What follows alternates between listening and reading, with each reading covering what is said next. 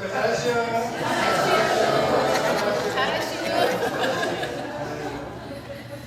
오늘 다른 지역으로 한번 해볼까 하다가 다른 지역은 제가 잘 몰라서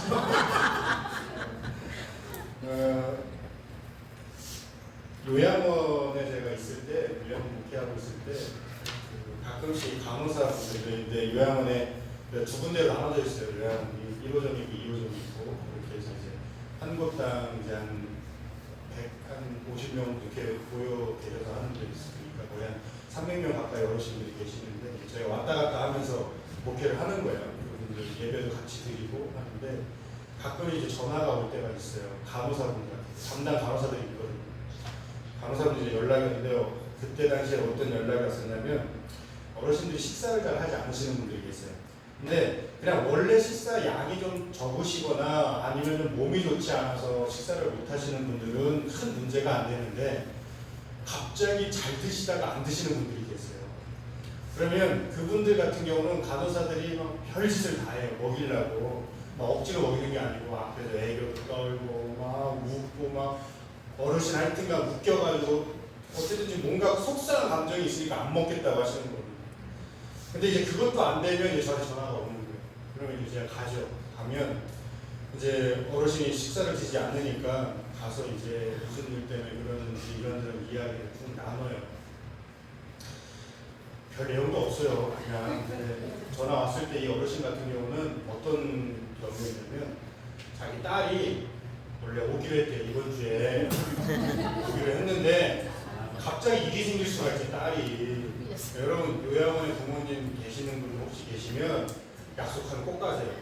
왜냐하면 그것만 기다리시고, 그러면 그 날만 기다리고 있는데 이 딸이 갑자기 전화가 온 거예요. 못 온다. 그러니까 그거에 너무 속상한 나머지 이제 밥을 식음을 전폐하고 나는 이대로 죽어버리겠다. 내 가족도 나를 버렸는데, 아니 일이 있어서 못 온 건데 자기를 버렸다라고 막 생각을 하시는 거예요. 그러니까 피해 의식이 굉장히 커진 상황이신 거죠. 그래서 한참 얘기를 했어요. 근데 사실 뭐 별 얘기 아니고 다 딸려 욕하는 거예요. 이놈은 딸려니 막 먹을 거 가져온다고 하더니 안 가져오고 뭐 별의별 얘기를 막 다 해요. 저는 그 따님에 대해서 아무것도 몰라요. 얼굴도 모르고 어떻게 그냥 그분이 그러니까 아 그러시냐, 아유 따님이 너무했네, 온다고 약속했으면 와야지 언제 그런데 막 하면서 막 서로 그렇게 얘기하고 있는 거예요. 그런데 이제 갑자기 얘기가 딱 끝나고 그분이 이제 아휴 하면서 이제 한숨을 확 쉬는 거예요. 에휴 하면 이제 되고요. 에휴 하면서 이따 저녁부터 밥 먹는다고 해요. 그러고 저 이제 궁금하죠. 사실은 제가 뭐 밥을 드시라 얘기도 안 해요. 그래서 이제 가면서 궁금해서 그럼 왜 갑자기 밥을 또 드시겠다고 하냐고, 점심때까지 안 드시던 분이. 왜냐면 그게 하루 이틀이 아니라 3, 4일 안 드시는 거예요. 그러니까 간호사들이 그 정도 되니까 저한테 연락을 하는 거예요. 그러면 저는 다른 지역에 있는데 그 전화 받으면 바로 가는 거예요. 바로. 그래서 그분한테 왜 식사를 갑자기 드시는 이유가 뭐냐 하세요. 그랬더니 내 이야기를 2시간 넘게 앉아서 들어주는 사람이 없으니까 그 정도 고생했으면 밥 먹어야죠. 저는 밥 드시라고 얘기도 안 하고 먹으셔야 됩니다, 뭐 건강이 어떠셔야 됩니다, 아무 말도 안 해요. 그냥 그분이 하고 싶은 얘기 다 그냥 하게 냅둬요. 근데 그게 이제 그날따라 컨디션 좋으면 이제 큰일 납니다. 컨디션 좋으면 3시간도 가고 4시간 앉아있어요. 한 사람이 나를 붙잡고 4시간 앉아있는 거예요. 근데 그렇게 해줘야 그분들이 식사도 하시고 뭐 마음에 있는 것도 털어내는 거예요. 그때 제가 뭐 그분들에게 뭐 위로하는 말을 뭐가 하겠어요. 젊은 놈이 가서 한평생의 인생의 뭐 모든 걸 다 경험하신 분에게 무슨 조언을 하겠으며, 제가 뭐 인생에 대해서 뭘 한다고 그분들의 맞장구를 쳐주겠어요. 그냥 손자가 할아버지 할머니 얘기 중에 가만히 앉아서 이러고 있는 거예요. 그런데 누군가가 나의 이야기를 들어준다라는 것 하나만으로도 마음에 있는 응어리가 풀어지기도 하고 내가 다시 살아야 되겠다라는 힘이 생기기도 합니다. 근데 오늘 주인공인 욥은요, 하나님께서 사실을 인정하는 의인 중에 한 명이었어요. 우리가 욥기 1장부터 쭉 살펴보면 욥처럼 하나님께서 자랑하셨잖아요. 욥처럼 의인이 없어, 욥 같은 사람이 없다, 그러면서 자랑하고 있었던 사람이었어요. 그런데 그 중에 이제 사단이 와가지고 욥이 분명히 이유가 있다 얘기하면서 욥에게 주셨던 복들을 다 걷어가 보세요. 그러면 욥은 하나님 믿지 않을걸요? 이렇게 하고 하나님께서 그의 생명만 그대로 두고 네가 하고 싶은 대로 다 해봐. 사단에게 손길을 허락하셨던 거예요. 욥은 이 사실을 모르죠. 그런데 자녀가 갑자기 죽고 나고 재산도 싹 사라지고 거기에다가 몸까지 병들어가지고 친구들이 왔는데 그 모습이 너무 가관인 거예요. 너무 한탄스러운 거예요. 욥이 뭐하고 있었냐면 기압장 돌조각 가지고 깨진 돌조각 가지고 자기 몸을 이렇게 긁고 있는 거예요. 너무 간지러워요. 손으로도 안 되니까 이제 돌조각 가지고 긁고 있는 모습을 친구들이 본 거예요. 얼마나 미치겠어요. 친구가 그러고 있는데. 그런데 그 아내도 욥을 막 따뜻하게 여보 할 수 있어, 하실 수 있어요 하는데 그렇게도 안 하는 거예요. 욥한테 막 화라는 하는 아내가 있어요. 차라리 하나님을 저주하고 죽지 못하라고 살아가는 뭐라고 하는 거예요. 아무도 자신의 편을 안 들어주고 있는 상황에서 이제 친구들이 딱 왔으니까 그래 그래도 쟤네들은 내 말을 좀 나의 이런 상황들을 좀 이해해주고 나를 위로해 주겠지. 왔는데 친구와 대화를 시작하는데 친구들은 대뜸하는 거예요. 너 죄인이야. 너 회개해야. 너 하나님 앞에 회개해야 살아. 너 자식 죽었지, 재산 잃었지, 너 몸까지 병들었잖아. 하나님께서 미워하시는 사람에게 주는 저주라는 저주는 네가 다 갖고 있어. 그러니까 너 빨리 회개해. 이것이 욥의 친구들이 욥에게 계속 했던 이야기. 그러니까 욥은 자기가 왜 이렇게 어려운 상황에 있는지 막 너무나 궁금한 상황에서 자기 아내도 자기한테 화를 내고 있고 자기 친구들도 자기한테 와가지고 화를 내고 있다는 거예요. 그러면 이제 하나님 앞에 기도를 할 거 아니에요. 욥도 힘드니까. 근데 하나님도 아무런 응답이 없었어요. 카타부터 말도 없어요. 왜 이런 일이 벌어졌는지도 모르고 왜 이렇게 이 상황을 어떻게 견뎌야 되는지도 모르고 차라리 하나님께서 욥에게 꿈결이라도 욥아 내가 더 힘든 거 다 조금만 견뎌보자. 내가 너 힘이니까 조금만 견뎌. 이렇게라도 해주시면 견디겠다. 하나님이 듣고 있다는 거잖아요. 그런데 아무리 기도해도 욥이 하나님의 음성을 듣는 것도 없어요. 그러니까 지금 욥은요. 몸도 아픈 상태에서 자녀도 다 잃은 상황, 재산도 다 잃은 상황에서 아무도 위로해 주는 일이 없고 아무도 욥에게 신경 쓰는 것이 없이 그저 모든 사람이 욥이 죄인이에요. 그러면 욥 입장에서는 차라리 내가 죄를 지었으면 인정이라도 하겠지.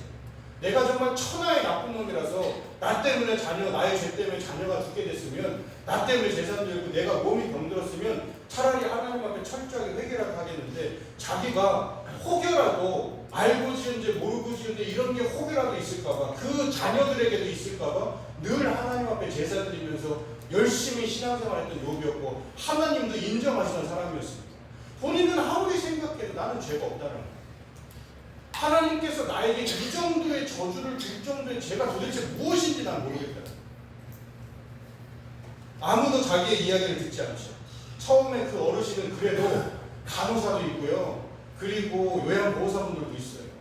하다 안 되면 원장님이 가든 이사님이 가든 그러다 그것도 안 되는데 제가 가든 그 사람에게 얘기를 들을 수 있는 사람은요. 둘이 쫙 서져 있어요.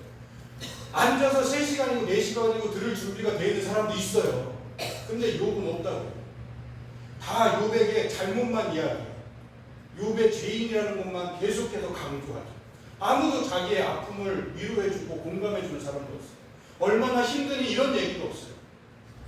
친구들도 처음에 와서는 한참 울었어요. 욥하고 껄껄이 하면서 셋이서 울었는데 성경에 보면 울었다라고 이야기하는데 그런데 울고 난 다음에 마음이 좀 풀어질만 했더니 갑자기 이 녀석들이 와가지고 나한테 그렇게 싸대고 있어요. 얼마나 화가 나겠어요. 본인 입장에서. 그러니 그는 지쳐있는 거죠. 하나님에게도 지쳐있는 상태. 예전에 제가 상담을 공부하고 있을 때에 그 교수님께서 뭐라고 하셨냐면 사람들이 왜 스스로 목숨을 끊는지 아냐라고. 힘들어서 목숨을 끊는 게 아니라 사람은 힘들어도 버틴다는 거예요. 뭐만 있으면 버텨요? 희망만 있으면 버틴다. 이것이 좋아질지 안 좋아질지도 몰라요. 그런데 그래도 자기 마음 가운데 그것이 다른 사람이 인정하든 인정하지 않던 조금의 희망이라도 가지고 있으면 사람은 버틴다는 거예요. 스스로 목숨을 끊는 사람들은 왜 끊느냐면 버틸 희망이 하나도 없는 상태입니다. 내가 이 세상을 붙들어야 될 이유가 없는 거예요. 그러니까 내가 살아서 아무 의미 없이 그냥 이렇게 힘들게 사나, 아무 의미 없는 죽음으로 가나, 그에게는 차이가 없다는 거예요. 욥은 지금 딱 그 상황이에요. 철저히 혼자죠. 아무도 자기 얘기 듣지도 않죠. 거기에다가 하나님께서 지금 자기 얘기를 듣는다는 확신도 없어요. 자신은 철저하게 혼자 되었다고 생각하고 모든 희망도 다 사라진 상태예요. 몸이 아프기 때문에 다시 열심히 일을 한다는 보장도 없어요.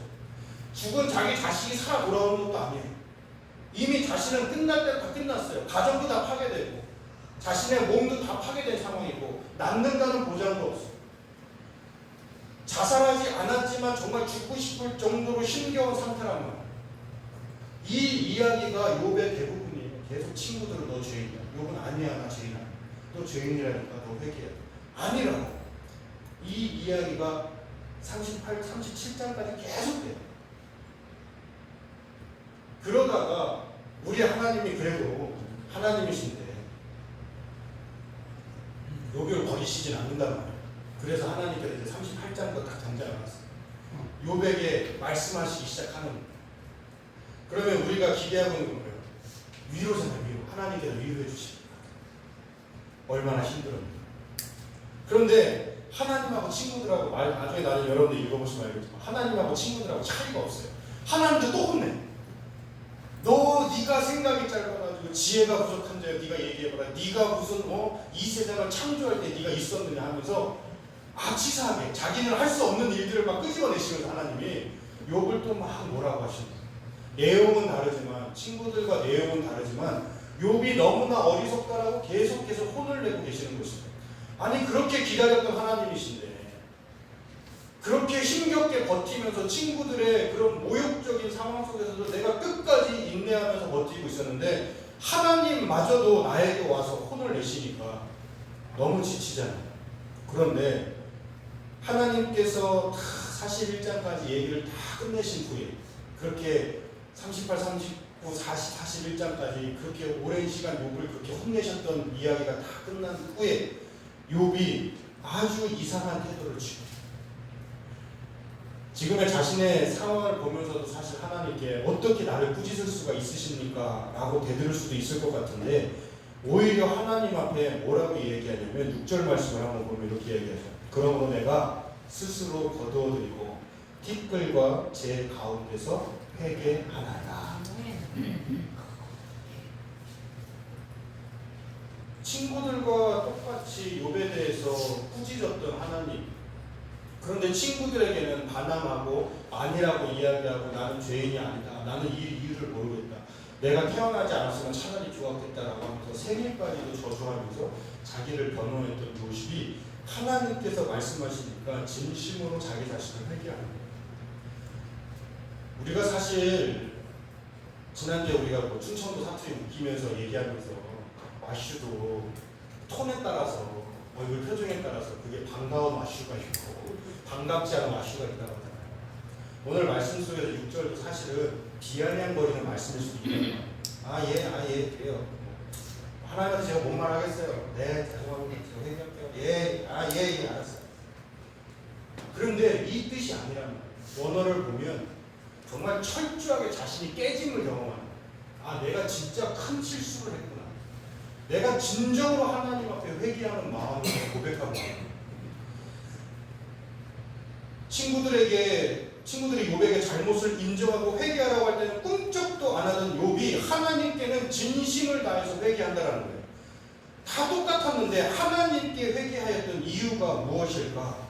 욥이 하나님께 회개했던 이유는요, 욥의 오해에서 비롯된 거죠.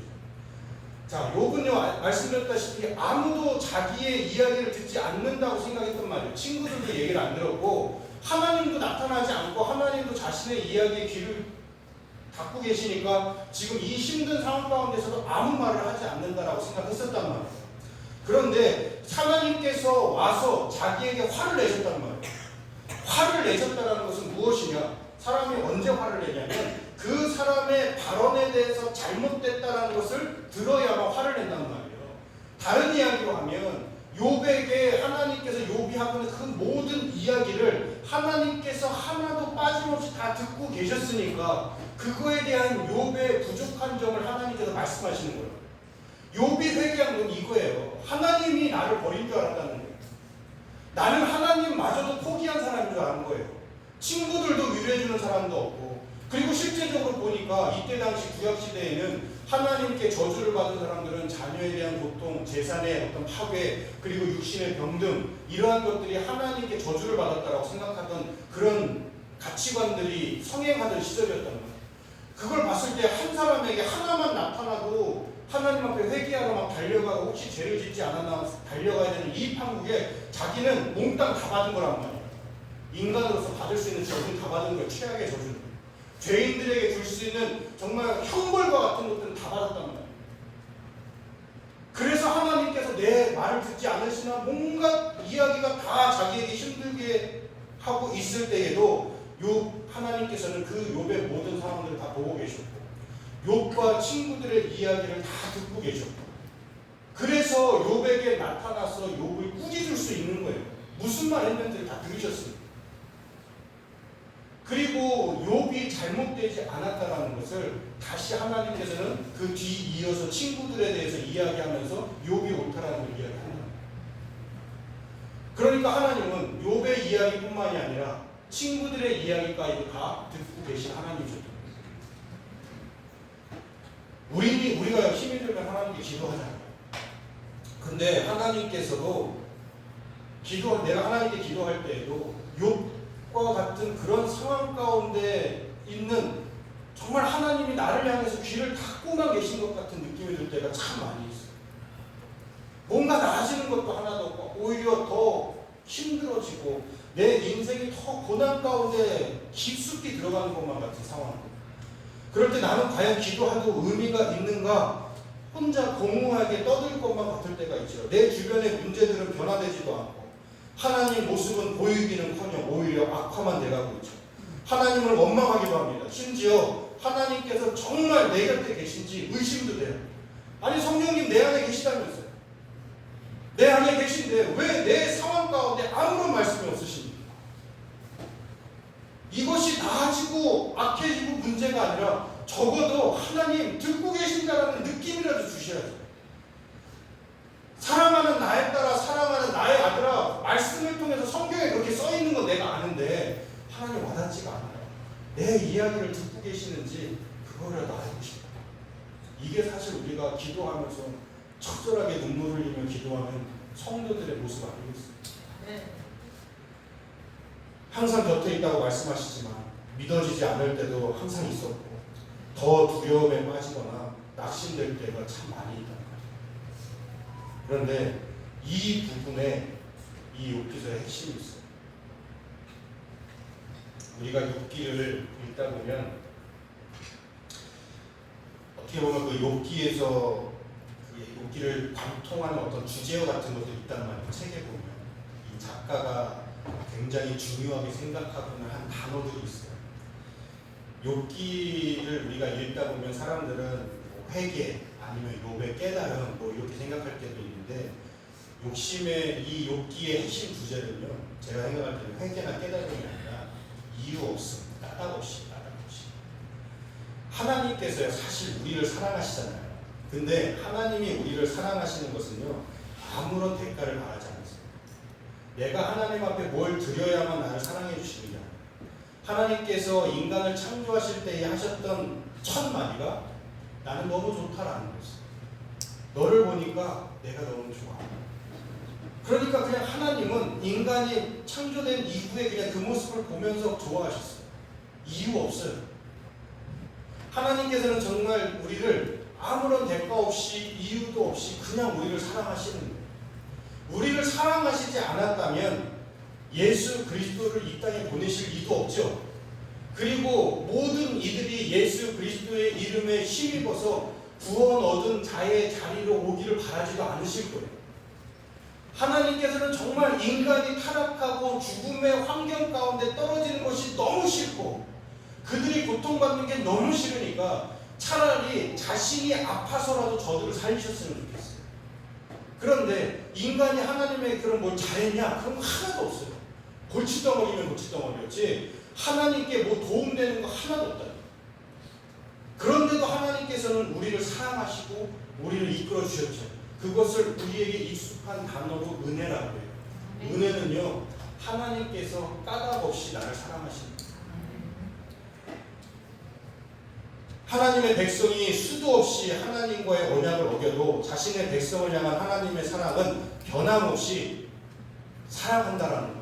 하나님의 사랑은 변함이 없다는 것은 성경 처음부터 끝까지 일관된 증언입니다.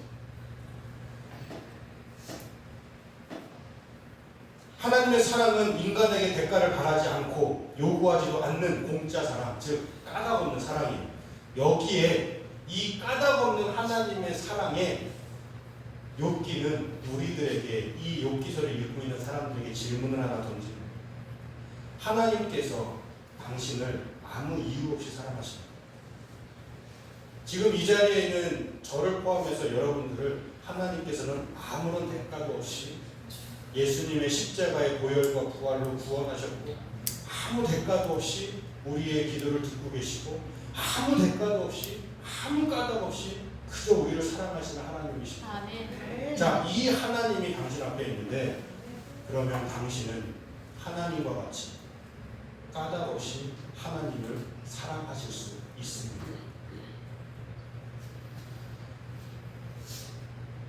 이 모든 일의 시작은 사탄이 하나님 앞에 욥은 하나님을 사랑하는 이유는 하나님께 순종하고 제사 드리는 것은 다 까닭이 있어서 하는 거예요. 이게 사탄의 시작이었어요. 저 이유를 없애면 욥은 절대로 하나님께 순종하지 않을걸요. 하나님을 원망할 거예요. 인간은 하나님이 이유 없이 인간들을 사랑하시는 것처럼 인간이 하나님을 이유 없이 사랑한다는 건 있을 수가 없어요. 이게 사탄의 이야기입니다. 그때에 욥이 이야기하는 것이 뭐예요? 욥의 삶이 이야기하는 것이 뭐냐면 아니라는 거예요. 하나님께서 나를 까닭 없이 사랑하셨듯이 인간도 아무 이유 없이 아무 대가가 없어도 하나님을 사랑할 수 있다는 거예요. 그리고 그렇게 가야 된다라는 거예요. 우리가 하나님께서 나에게 뭘 해주셨으니까 내가 믿습니다. 이거는 정말 어린아이와 같은 거죠. 시작은 그럴 수 있어요. 뭐든지 처음 하나님을 만날 때는 이유가 있겠죠. 그런데 우리가 점점 장성해 가면서 나의 신앙이 자라가면서 나는 어느 순간까지 자라가야 되냐면 아무 이유가 없더라도 나는 당신을 사랑합니다. 이게 돼야 된다. 하나님이 나를 까닭 없이 은혜로 사랑하셨듯이 나 또한 하나님이 나에게 주신 거 없어도 설사 욥과 같이 다 빼앗아 가도 하나님 나는 당신을 사랑합니다. 욥은 여기에서 회개가 나오기 시작하는 거죠. 나는 정말 하나님께서 나에게 무언가를 주셔서 사랑한 게 아니라는 것은 자기의 생각이었단 말이에요. 그런데 하나님이 이런 고통 가운데 있는 내가 이렇게 직접 경험해보고 하나님의 음성도 닫혀져 있는 상황에서 내가 딱 떨어져 보고 사람들이 다 나를 비난하는 데 있고 보니까 사실은 나도 하나님 안에서 뭔가 이유를 찾고 있었단 말이에요. 하나님을 믿어야 될 이유가 도대체 무엇인지, 내 자녀가 죽었는데 내가 굳이 하나님을 믿어야 돼? 내 재산이 다 날아갔는데 내가 하나님을 믿을 수 있어요? 내가 이렇게 병들어서 죽게 생겼는데 나 하나님 믿어야 돼? 그때 욥이 그런 자신의 마음, 그렇게 들었던 그 생각들, 하나님의 꾸짖음 속에서 자기가 다 깨닫기 시작합니다. 그리고 하나님 앞에 회개할 수밖에 없다는 거죠. 나는 은혜를 입은 사람인데 나는 하나님께 이유를 찾고 있었던 거예요. 우리가 어떤 대형 사고들이 한 번씩 터지면, 세월호처럼 그 대형 사고들이 터지면 참 많이 또 교회가 비판받아요. 하나님이 비판받아요. 도대체 니네 하나님 뭐하고 있어요? 네, 우리가 볼 때에는 사실은 무슨 헛소리야 이렇게 생각할 수도 있지만 그들의 입장에서는 왜 너희들의 하나님 그렇게 뛰어나고 너희들과 함께 하시고 지키신다고 하면서 왜 너희들의 자녀들이 죽어나가고 있는데 왜 가만히 계시는 거야? 이거에 대한 뭐 제 개인적인 이유도 다 있고 있지만 그걸 이야기하려고 하는 자리가 아니니까 설사 그렇다 할지라도 욥이 이야기하는 건 그럼에도 불구하고 나는 하나님을 사랑합니다. 이 고백이 우리의 고백으로 나가야 된다는 거예요.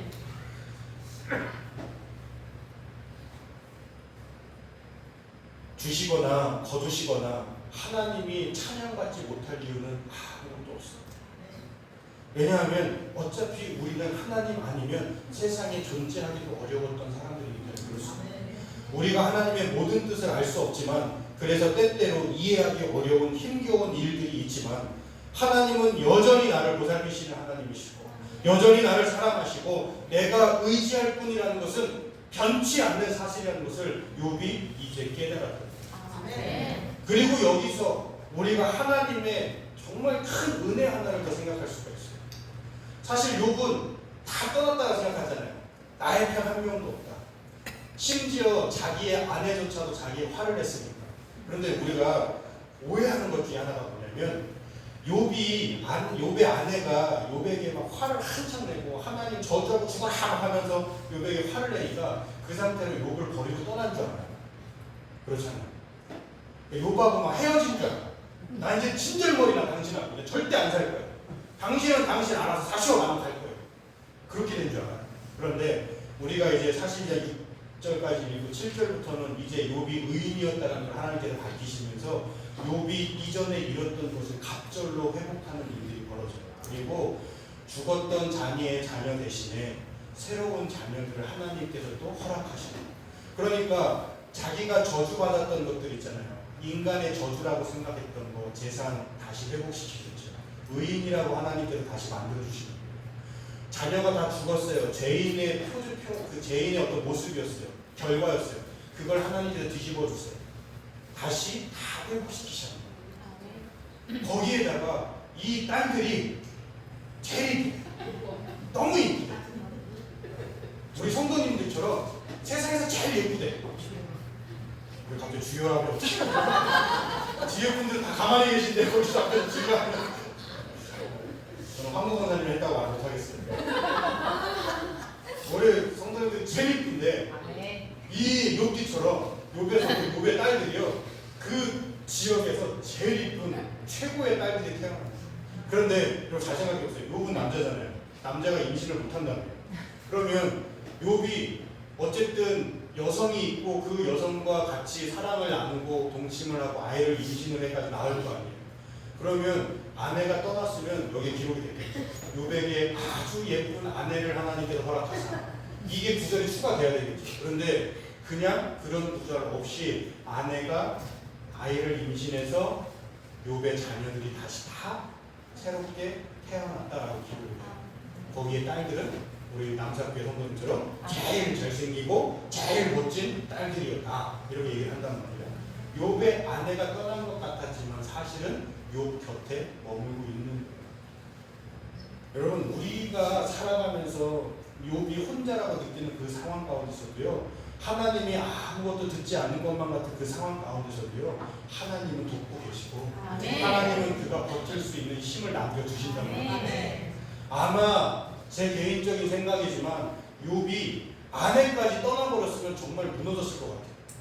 근데 자기가 화를 냈지만 그래도 한 명이 남아있으니까 그 사람이 나의 생명을 붙들고 있는 하나의 희망으로 작용을 했기 때문에 욥이 혹시라도 이상한 생각하지 않았을까, 그래도 견디지 않았을까라는 생각이 드는 거죠. 하나님은요, 여러분들을 절대 혼자 내버려 두시지 않아요. 여러분들을 돕는 손길들이 반드시 있어요. 다만 우리 눈에 안 보이는 이유가 무엇이냐면 사람은요, 힘들면 나밖에 안 보여요. 군대에서도요, 제일 힘든 군대는요, 내가 있는 군대가 제일 힘들어요.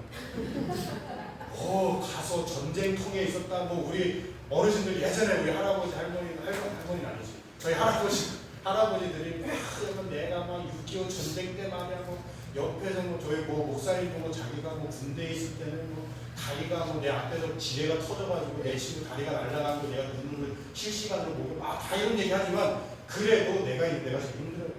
나는 그 경험을 안 했으니까. 사람은 다 나에게 집중될 수밖에 없어요.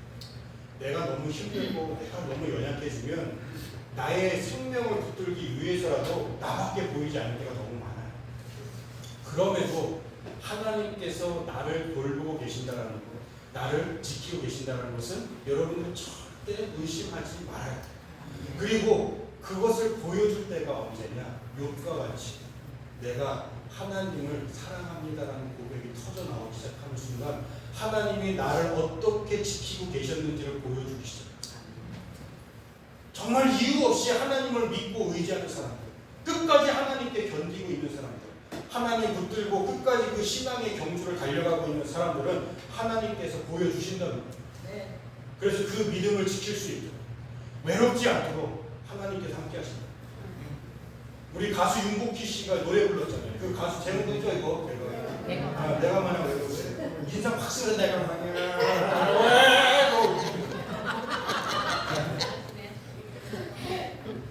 제가 좋아하는 곡.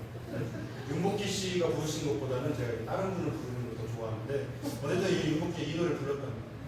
이 노래 가사를 이렇게 보면요, 네가 만약 외로울 때면 내가 너를 위로해 주는데 내가 외로워할 때는 누가 나를 위로해 주나. 그때의 한국어 가사로는 여러분 이거잖아요. 그래서 제목이 여러분이잖아요. 영어 가사로는 he, 그분. 윤복희 씨가 원래 이 노래는 두 개로 돼 있어요. 영어 편곡이 하나가 있고, 그 다음에 우리가 익숙한 한글이. 영어 편곡에서는 누가 나를 위로해 주지? 그분이 나를 위로해 주. 이거랑 여러분들이 어떤 외로움이 여러분들에게 갑자기 확 찾아왔어요. 여러분들이 모든 것들을 내려놓고 싶은 그 순간이 찾아왔어요. 여러분 기억하세요. 여러분들을 위로하시는 분이 그분이에요. 아멘. 너무 힘들고 외로우면 하늘을 보세요. 저 하늘에서, 사실 하늘에 있는 게 아니라 내 마음 가운데 있지만 그래도 우리의 시선이 하나님이 곁에 계신 것처럼 느껴지는 것 같이 우리의 시선을 하늘로 돌리면서 나의 외로움을 이겨낼 수 있도록 여러분 강구하세요. 하나님은 절대 여러분들 홀로 내버려 두시지 않습니다. 그러니 하나님의 사랑을 의심하지 말고 현재의 고난에 포기하지도 말고 하나님을 끝까지 의지하고 나아가시는 저와 여러분들 되시기를 바라겠습니다. 한 주간도 주님의 은혜 안에서 하나님의 사랑을 체험하고 우리 또한 하나님을 사랑하는 날이 되시기를, 정말 까닭없이 우리를 사랑하시는 하나님, 우리 또한 아무 이유 없어도 하나님을 사랑하는 복된 주님의 백성들, 자녀들 되시기를 주님의 이름으로 간절히 축원합니다. 기도하겠습니다.